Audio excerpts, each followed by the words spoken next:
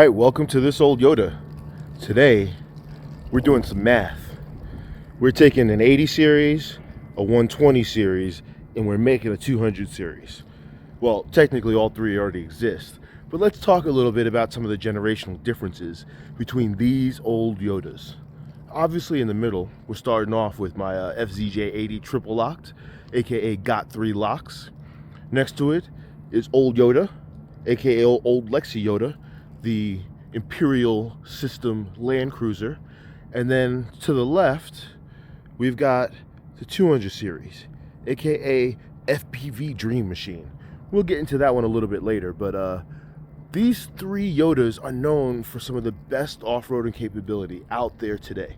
And when I say off-roading capability, all three of these have tried and true Toyota off-roading durability, drive shafts, off-road tires already set up. The engines are some of the most reliable engines that have ever been made. And why would you want to get one? Which one should you get? And why do I have all three? Well, this all started when I was looking for an extremely reliable car that could support my drone hobby, my family, and my desire for adventure. So I started off and I found the Lexus GX470. I bought the car knowing that it's got one serious thing that you got to take care of consistently, and that is the timing belt.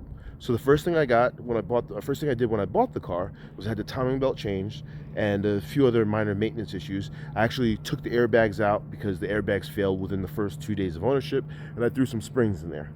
I then went ahead and put some TRD rims as well as some off-road tires. I believe those are the Cooper Discover ATP 275/70/17 on the matte gray TRD rims. What I've done to this thing so far really is keep it stock. We've got the Alpha Garage grill with some Toyota badges and a nice decorative LRD badge to provide some extra off-road worthiness back there. But other than that, it's pretty much stock. Oh yeah, I did remove the steps to give it some better clearance, but there will be a lift coming for this soon. Some of the key features and things that I really like about that car, it's just luxurious. It's got the Lexus appeal, it's comfortable, it's shift smooth. That 4.7 isn't the most powerful engine, but you know what? It holds down everything that you need to do. Everyone that I've loaned the car out to or drives it says it's just so smooth and just a pleasure to drive. It's definitely an attention getter, especially in this current setup. Moving over into the middle, we've got 3 locks, my triple lock Land Cruiser. What have I done so far? Well, the first thing you can see is those gold rims. Those are the TRD rims, 17-inch, just like the GX470 has. I just threw some bigger tires, some 285/70/17s. Those are probably closer to 33-inch tires, whereas the GX has got 31-inch tires on it.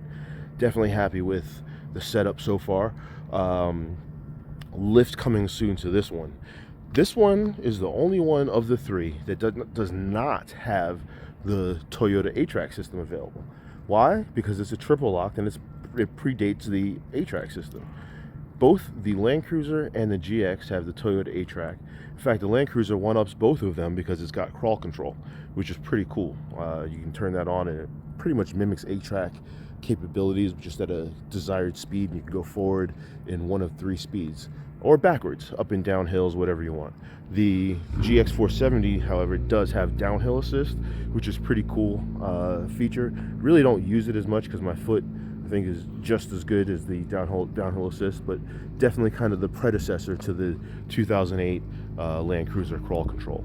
If I had to choose one, I would probably choose the 200 series for general use daily driving. It's the most spacious for me in terms of height, but the GX470 doesn't fall far behind.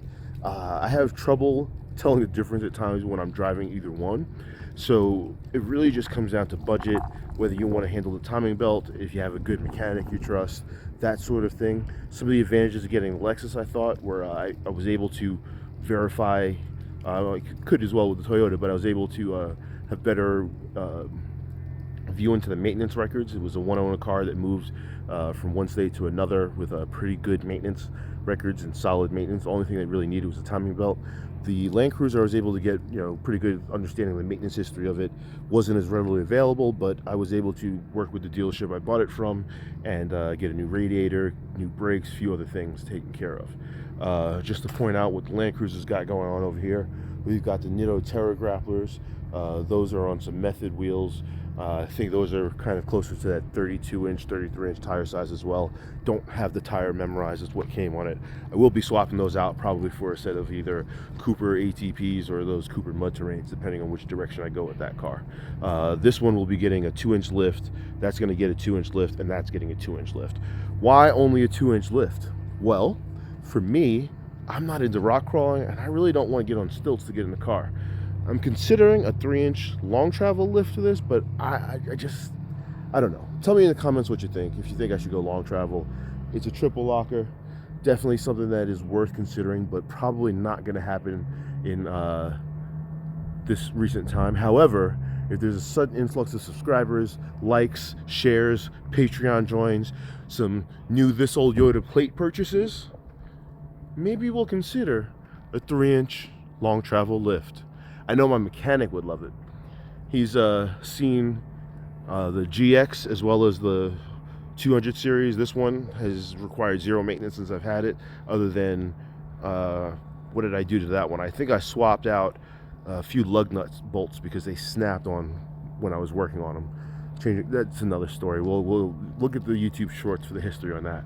That was a fun weekend. It was supposed to be a fun with my family, but ended up fun with the cars. So some of the things to consider. So I mentioned that these two would, the 200 series or the 470 would be a good choice of daily driver. That does not mean, however, I would not drive my 80 series every day. In fact, I find myself driving it around because I just enjoy the feel of driving in an old Toyota. It's got an amazing system in there, and it drives like a dream, especially after the work I've had done. So that being said, my goal for that is to make that more of an off-roading adventure vehicle, kind of a dad's weekend out, guy's weekend out. But I find myself daily driving that just as much as I do either one of these. So from a safety and security perspective, obviously the 200 series is probably 200 series and the GX are probably going to be your best. The 94 does not have the airbags that you're going to get. So if airbags, safety for your kids. It does not have the child restraints built into the seat, so I do not take my kids in it at this time.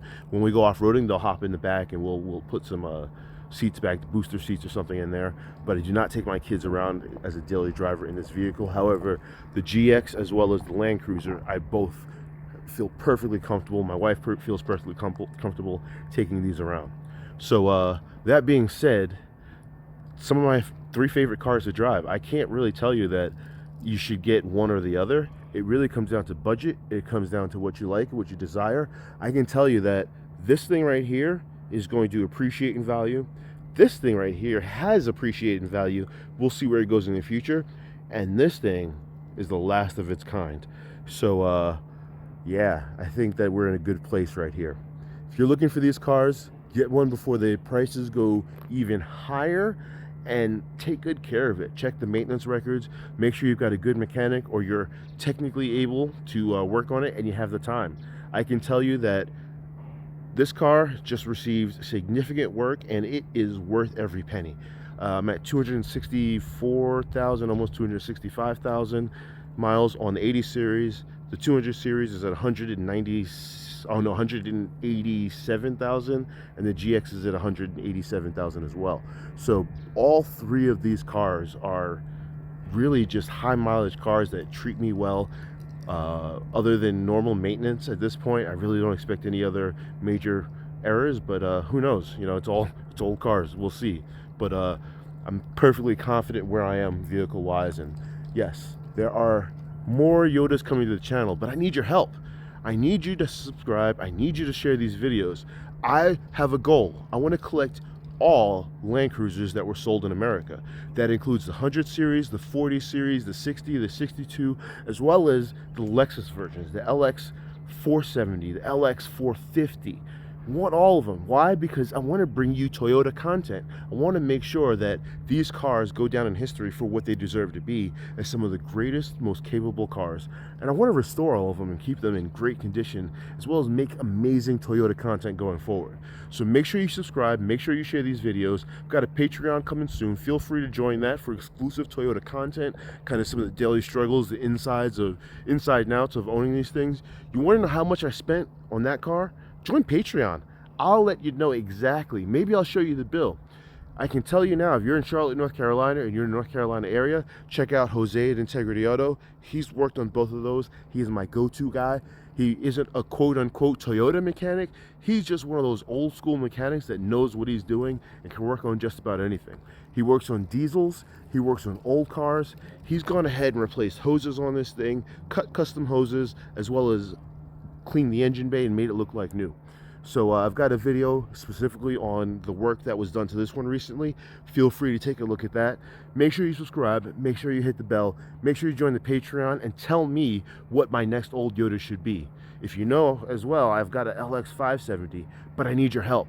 There's FJ40 for sale within 15 minutes of me. Oh, my wife has cut me off from buying new cars unless we can grow this channel. So help me help you create some amazing Toyota content. Let's do this together. Let's make this a Toyota, old Yoda conspiracy to collect all of the old Toyotas that have ever existed that will last us forever. This old Yoda signing out, or this old cruiser, as well as the Imperial Land Cruiser, the sophisticate of the group. We are happy that you tuned in. We're happy that you're looking. Let's catch up soon. Let's do some off-roading, and I got some off-road content coming soon. Just got to really handle a few personal items in life and some more maintenance on these cars. When I get a lift, we're going to Uwari, as well as Gulch's ORV Park with this thing. Yes, stay tuned. This, you may see it at a show. Oh, and that hood, yeah, we've got some fun planned for that. All right, talk to you guys soon. This old Yoda signing out. Thanks for tuning in. Thanks for taking the time. We'll talk to you. Have a good one.